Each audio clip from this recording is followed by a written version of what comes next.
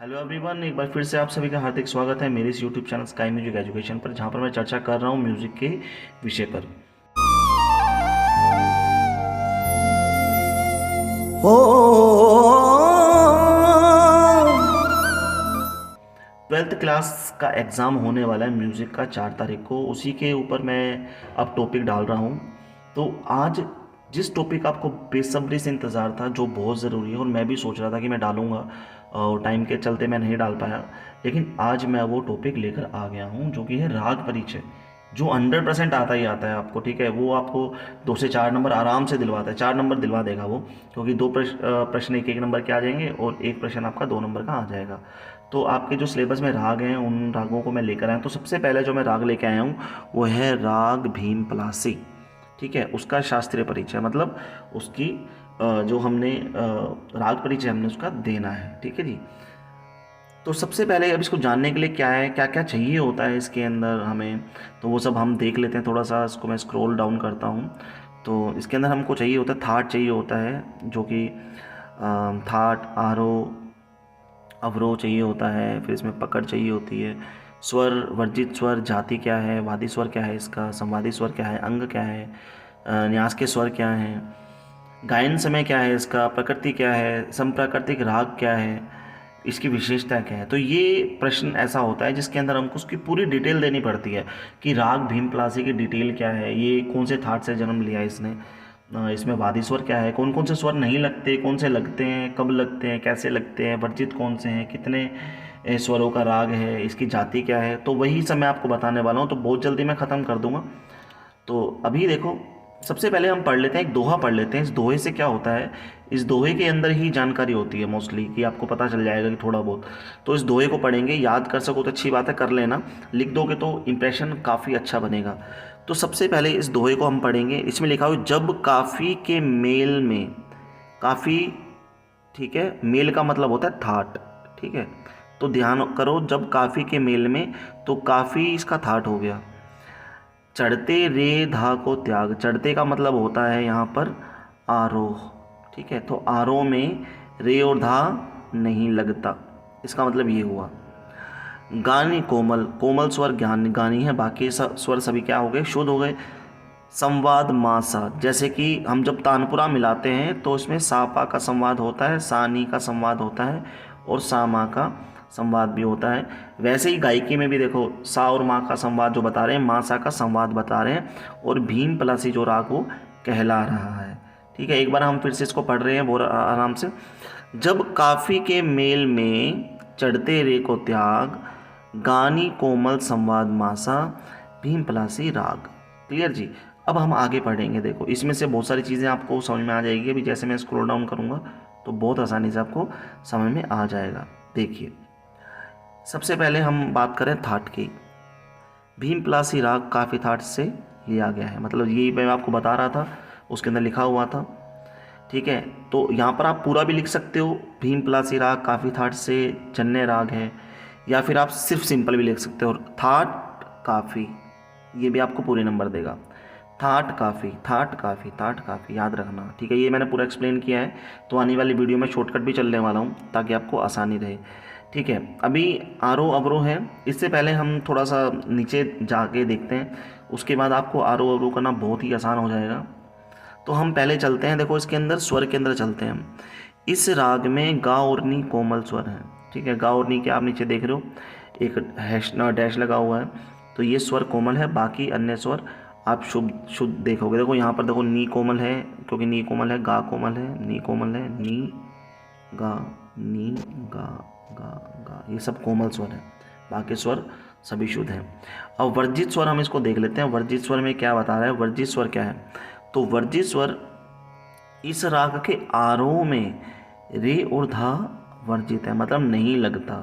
यहाँ पर आप देखेंगे, इसमें ना तो देखो रे है और ना ही यहाँ पर कोई धा स्वर है, ठीक है। तो इस चीज़ को ध्यान से देखना है। तो यहाँ पर लिखा हुआ है कि रे और धा यहाँ वर्जित है, और आरोह में 7 स्वरों का प्रयोग होता है। तो आरोह में देखो, सा नी धा पा मा गा रे सा, इस तरह से प्रयोग होता है। अब इसकी जाति यहाँ से पता चलती है, ठीक है। वर्जित स्वर ही इसकी जाति के बारे में बताता है। इसकी जाति बता रही है कि इसके जो आरोह में रे और धा वर्जित है, मतलब 7 में से 2 स्वर जब चले गए तो 5 स्वर बचते हैं। 7 में से जब 2 स्वर चले जाते हैं तो 5 स्वर बचते हैं। तो इसके आरोह में 5 स्वर लगे हैं और इसके अवरोह में 7 स्वर लगे हैं। तो इसकी जाति कौन सी होगी? 5 का मतलब ओढ़व और संपूर्ण। तो ये ओढ़व संपूर्ण जाति का राग है जो कि नीचे लिखा हुआ है।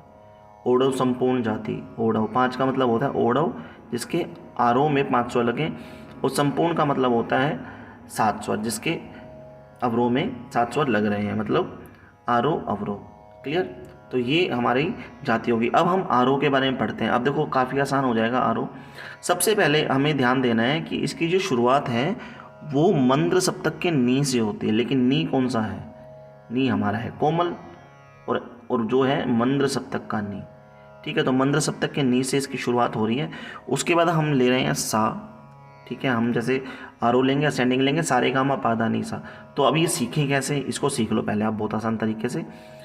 जैसे कि फॉर एग्जांपल मैंने यहाँ पर अभी लिख देता हूँ कि मैंने लिखा सा, मैंने लिखा रे, गा, मा, पा, धा, नी और सा। ठीक है, मैंने ये लिखा है, ध्यान रखना इस चीज़ को। अब ये कह रहे हैं कि इसकी शुरुआत होती है नी से, तो नी पहले लगा लो। क्लियर? कौन सा नी है?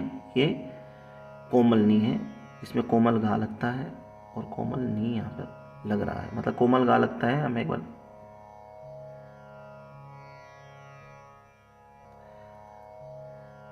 इसमें कोमल गा लगता है और कोमल नी लगता है। क्लियर? ये मैंने कर दिया है। अब वो कह रहा है कि रे और धा, रे और धा आरोह में वर्जित है, इसमें रे और धा नहीं है। तो रे और धा काट दो, ये रे काट दिया हमने और ये धा काट दिया। तो क्या मिल गया हमको? देखो नी मिल गया, तो नी ओके है। सा मिल गया, सा आ गया। गा, गा आ गया। मा आ गया, पा आ गया, नी आ गया और सा आ गया। ये हमारा आरोह लिखने का तरीका है, बहुत आसान तरीका है, इसको आप देख सकते हो। नेक्स्ट हम लिखेंगे यहाँ पर अवरोह। अवरोह कैसे लिखें? अवरोह लिखने का तरीका देखो। अवरोह में कह रहे हैं कि सारे के सारे स्वर, सातों के 7 स्वर लग रहे हैं, 7 स्वर लग रहे हैं। तो पहले इसको मत रटो, पहले इनको देखो, इनको देखने के से आसान हो जाएगा। आरोह में 7 स्वर लग रहे हैं, तो 7 स्वर कौन कौन से हैं? अवरोह, आरोह का मतलब अवरोह में हो गया, अवरोह में 7 स्वर लग रहे हैं, तो अवरोह में देखो कौन कौन से स्वर लगे हुए हैं। अवरोह क्या होता है? Descending order. तो वापस आएंगे सा, नी, धा, पा, मा, गा, रे, सा। इसमें धा और रे को भी हमने ऐड कर दिया है। क्लियर जी? ये हो गया आरोह अवरोह। बहुत आसान तरीके से हमने इसको देख लिया। इसमें 5 स्वर लगे थे और इसमें सातों के 7 स्वर लगे। अब मेन जो आ रहा है वो है पकड़। सर पकड़ याद कैसे करें? तो पकड़ बता देता हूँ आपको। तो बहुत आसान तरीका है पकड़ लिखने का। ठीक है, सबसे पहले इसका नी और सा उठा लो। हमने नी और सा उठा लिया। ठीक है, उसके बाद हमने एक मा स्वर ऐड करना है, मा स्वर हमने ऐड कर लिया। ठीक है, उसके बाद हमको गा स्वर ऐड करना है, ये गा स्वर हमने ऐड कर लिया और एक डैश दे दिया, बढ़ा दिया इसको। ठीक है, अब हमको करना है मापा गा, मापा गा और मा गा रे सा, मा गा रे सा। क्लियर? इस तरह से आप इसको याद कर लो। इसको आप नंबर भी दे सकते हो भाई, नंबर भी दे सकते हो। नंबर कैसे देना है? सबसे पहले हमको ध्यान देना है कि इसके अंदर 7 स्वर है ना, इनका पहले ये प्रायोरिटी इसको दो। तो ये क्या हो गया? ये हो गया +1, +1 का मतलब हो गया तार सप्तक का सा। देन हम आएंगे 7, 7 के नीचे डैश, जो कि मैं पहले बता चुका हूँ, काफ़ी वीडियोस देखी होंगी आपने। फिर आएगा 6, फिर आएगा 5, फिर आएगा 4, फिर आएगा 3, 3 के नीचे भी डैश दे दो, फिर आएगा 2, फिर आएगा 1। क्लियर?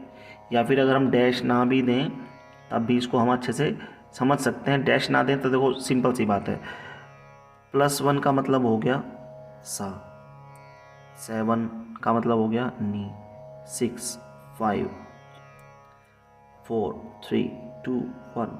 तो ये हो गया 1 +1 और ये सिंपल 1 है। ठीक है, ये 1 सा कहलाएगा, +1 ये कहलाएगा। क्लियर? तो इसको हम थोड़ा देख रहे हैं, धा, पा, मा, गा, रे, सा। इसको देखना है। अब इनके नंबरों को याद कर लेना अपन ने। ठीक है, इनके नंबरों को याद कर लेना है। कैसे नंबर याद करेंगे? नंबर बहुत आसान है, नंबर लिख लो। तो सबसे पहले हम पकड़ का नंबर जो लिख रहे हैं वो है जी 7 है, लेकिन माइनस में है। माइनस का मतलब क्या हुआ? मंद्र सप्तक का नी हो गया, ये मंद्र सप्तक का नी -7 और -6 का मतलब हुआ मंद्र सप्तक का धा। क्लियर, नीचे डॉट है तो ध्यान रखना इस चीज़ को। तो इसके नंबर हम लिख रहे हैं, बहुत ध्यान से इसके नंबर देखेंगे हम, बहुत अच्छे तरीके से इसके नंबर मैं बताने वाला हूँ, तो उसको नोट कर लीजिए आप। इस नंबर को, नंबर नोट करने के बाद आसानी हो जाएगी। तो सबसे पहले इसका नंबर देख लेते हैं, ये आएगा भैया -7। क्लियर, ये आएगा 1 के बाद आएगा 4 के बाद आएगा, ये गा को हम लिख रहे हैं 3 के बाद एक डैश लगा दो, ठीक है। डैश के बाद आएगा ये वाला जो है, ये आएगा 4, ये आएगा 5, ये आएगा 3, इसके बाद कोमा लगा दो, फिर देखो 4 3 2 1, ये है हमारी पकड़। इसको याद कर लेना आपने, ठीक है। ये नंबर है -7 1 4 3 डैश 4 5 3 4 3 2 1, ये हमारी पकड़ हमारी आ गई है, ठीक है जी। तो नेक्स्ट हम अभी चल रहे हैं, आगे देखेंगे नेक्स्ट कैसे हम चल रहे हैं। 34 की होगी। अब देखो वादी स्वर। अब वादी स्वर क्या होता है पहले तो समझ लेना है। वादी स्वर वो होता है जो राग में सबसे ज़्यादा प्रयोग किया जाता है, सबसे ज़्यादा प्रयोग किया है। तो माँ स्वर जो है इसका वादी स्वर है, सबसे ज़्यादा इसको प्रयोग किया जाता है। और संवादी स्वर इसका सा है, जो वादी के बाद में प्रयोग किया जाता है। संवादी का मतलब होता है जो वादी के बाद में, वादी सबसे ज़्यादा और संवादी वादी से कम। क्लियर। अब अंग क्या है, माँ स्वर वादी होने के कारण यह पूर्वांग वादी राग है। अब कहोगे सर ये तो ऊपर से निकल गई, अब इसको कैसे समझें। ये मैंने समझाया था आपको टाइम थियरी के अंदर, तो आप ध्यान से देख सकते हैं। जैसे कि हम देखो सा रे गा मा पा धा नी सा, इनको इसको 2 हिस्सों में बांट लिया, 4 स्वरों के हिसाब से। अब जो ये वाला पार्ट है और ये वाला पार्ट है, दोनों अलग अलग पार्ट हैं। तो ये वाला पार्ट हो गया पूर्वांग, ये हो गया उत्तरांग, ठीक है। अब देखना है कि वादी स्वर किस तरफ है, क्या इस तरफ है या इस तरफ है। तो वादी स्वर हमारा ये है, तो पूर्वांग है, पूर्वांग में। तो यही लिखा है हमने, माँ स्वर होने के कारण यह पूर्वांग वादी राग है। पूर्वांग वादी, जिसका वादी स्वर जिस अंग में है। तो पूर्वांग वादी मतलब वादी स्वर जो है पूर्वांग में है, उसको हम वादी पूर्वांग कहते हैं, पूर्वांग वादी कहते हैं। इसके बाद हम चल रहे हैं न्यास के स्वर। तो न्यास के स्वर का मतलब होता है जिन स्वरों पर ठहराव दिया जाता है, ठहराव दिया जाता है। ठहराव मतलब रुकना, रुका जाता है जिन स्वरों पर। तो सा मा और पा इसके न्यास के स्वर हैं। नेक्स्ट हम चल रहे हैं गायन समय, देख लीजिए। तो गायन समय जो इसका है वो है जी हमारा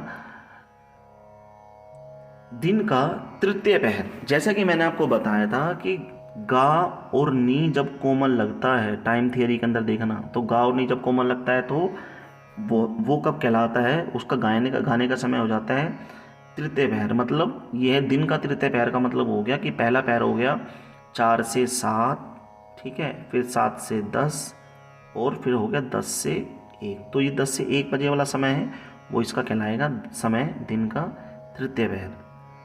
नेक्स्ट हम बात कर रहे हैं प्रकृति। प्रकृति यह गंभीर प्रकृति का राग है, इसकी प्रकृति गंभीर है। समप्राकृतिक राग का मतलब होता है जिसकी प्रकृति एक समान हो। ऐसा राग कौन सा है, मिलता जुलता राग। इस राग के जैसा दूसरा राग कौन सा है वो हम बताएंगे। तो राग भीमपलासी धनाश्री राग से बिल्कुल मिलता है। तो भीमपलासी राग का जो समप्राकृतिक राग वो क्या है, वो धनाश्री राग है, ठीक है। धनाश्री राग को आप नोट कर लीजिए। किंतु इनके वादी स्वर में भिन्नता है। अगर देखो कुछ तो अलग होगा ना, अगर इनका वादी स्वर अलग है तभी तो वो अलग है। एक जैसा होता तो वो एक जैसे हो जाते। तो भीमपलासी राग का वादी स्वर माँ है और धनाश्री का पा है। ये दोनों एक जैसे गाए जाते हैं लेकिन वादी स्वर अलग है, तो वादी स्वर की वजह से ये दोनों अलग अलग है। तो संप्राकृत राग इसका कौन सा हो गया, धनाश्री। नेक्स्ट हम बात कर रहे हैं विशेषता के बारे में। तो विशेषता को हम बहुत ध्यान से पढ़ने वाले हैं, ध्यान से पढ़ेंगे। और एक क्वेश्चन आ भी सकता है कि राग भीमपलासी की विशेषताएं लिखें, तो ये 2 नंबर में भी आ सकता है। तो ये पूरा ध्यान से पढ़ें। विशेषताओं में विशेष बातें कुछ लिखनी है आपको। इस राग में सा मा पा नी, इन चारों स्वरों का राग का सौंदर्य टिका हुआ है, ठीक है। तो सा मा पा नी, ये 4 स्वर ऐसे हैं जिन पर इस राग का सुंदरता मतलब सौंदर्य मतलब सुंदरता बनी हुई है राग की। इन चारों स्वरों को संगति बार बार इस राग में प्रयुक्त होती है, ठीक है। इन चारों को संगति, मतलब इन चारों की जो संगति बार बार इस राग में प्रयुक्त होती है। जो ये चार हैं सामा पानी, ये बार बार गाए जाते हैं। वो किस तरह गाए जाते हैं वो भी इसमें बताया गया है, थोड़ा सा मैं बता देता हूँ। जैसे नी सा मा गा, मा पा मा, नी धा पा मा, पा गा मा, ठीक है। तो ये इस तरह से आपको थोड़ा सा याद कर लेना है, ठीक है। इसके नंबर लिख सकते हो, जब भी आपको कोई स्वर याद ना हो तो नंबर याद कर लेना है आपने, ठीक है। इसका नंबर अगर मैं बना के दूंगा तो आपको क्या होगा, इसका होगा नंबर -7 1 4 3 4 5 4, फिर आएगा 7 6 5 देन 4 5 3 4, ये इसका नंबर बनता है। आप इसको याद कर लेना, ठीक है। ज़्यादा एक्सप्लेन मैं नहीं करूँगा अभी, तो आप इसको देख सकते हैं। राग शुरू करते समय नीसा कहकर माँ पर ठहराव दिया जाता है। नीसा स्वर गा करके माँ के ऊपर ठहराव दे दिया जाता है, क्योंकि माँ ही इस राग का वादी स्वर है। क्यों दिया जाता है? वादी स्वर राग का महत्वपूर्ण स्वर है, ठीक है। क्योंकि वादी स्वर वो होता है जो सबसे ज़्यादा गाया जाता है, और माँ स्वर जो है इसका वादी स्वर है, तो सबसे ज़्यादा गाया जाएगा और उस पर पूरा जोर दिया जाएगा, ठीक है ना। प्रोमिनेंट स्वर है वो, एक तरह से आप ये कह सकते हो। तो नीसा कह करके माँ पर ठहराव दिया जाता है, क्योंकि उसका कारण ये है कि राग का वादी स्वर है। इसकी प्रकृति गंभीर होने के कारण इसमें बड़े ख्याल, छोटे ख्याल, तराना, ध्रुपद, धमार आदि सब गाए जाते हैं इस राग के अंदर, ठीक है। भीमपलासी में धमार भी चलता है, ध्रुपद भी चलता है, तराना भी चलता है, छोटा ख्याल, बड़ा ख्याल सब चलता है। रजा खानी गतें व मसीत खानी गतें भी इस राग में गाई बजाई जाती हैं। देखो ये क्या है,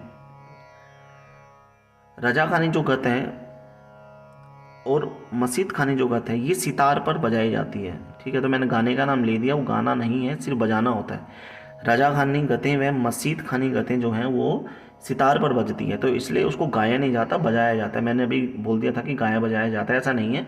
तो गाई बजाई नहीं जाती, सिर्फ बजाई जाती है, ठीक है। गाई ये जाती है, देखो ये सब गाया जाता है और ये बजाया जाता है। सितार पर बजने वाली होती हैं गतें, ठीक है। इस तरह से हम इसकी विशेषताएं लिख सकते हैं, इसको हम नोट भी कर सकते हैं, कॉपी पेन में लिख भी सकते हैं, स्क्रीनशॉट भी ले सकते हैं, इसको याद भी कर सकते हैं, देख भी सकते हैं।